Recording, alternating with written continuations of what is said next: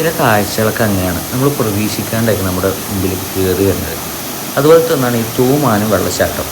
ഇത് ആക്ച്വലി നമ്മുടെ മറിമായം film Niyas ബുക്കറിക്കയുടെ social മീഡിയയിലും അതുപോലെ പലരുടെ ഇൻസ്റ്റാഗ്രാം റീൽസിലൊക്കെ കണ്ടിട്ടാണ് നമ്മൾ ഈ സ്ഥലത്തേക്ക് പോകുന്നത്. നമ്മുടെ തൃശ്ശൂർ വടക്കാഞ്ചേരി നിന്ന് ഏകദേശം ഒരു 3-4 കിലോമീറ്റർ അകത്തായിട്ടാണ്. റെയിൽ ക്രോസൊക്കെ കടന്ന് വേണം പോകാൻ.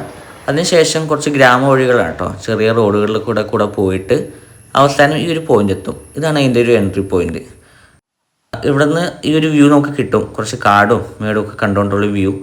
ശേഷം താഴത്തേക്കൊരു വഴിയാണ് ആക്ച്വലി, നമുക്ക് താഴത്തൂടെ ഇറങ്ങി പോകാനുള്ള ഒരു വഴിയാണ് കാണുന്നത്.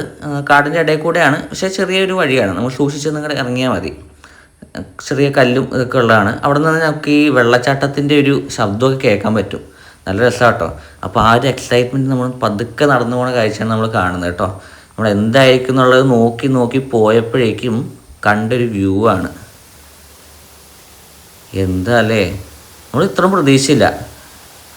ഒറ്റ ആളുമില്ല. നമ്മൾ പോയത് ഇട ദിവസമാണ്, അതുകൊണ്ടാണോന്ന് അറിയില്ല, പക്ഷെ ഒറ്റ ആളില്ല.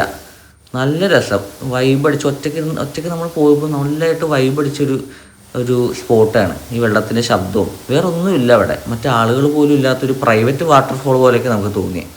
അത് ജസ്റ്റ് ഒന്ന് വെള്ളത്തിലേക്ക് ഇറങ്ങി നോക്കിയപ്പോൾ ഒരുപാട് മീനുകളുണ്ട് കേട്ടോ.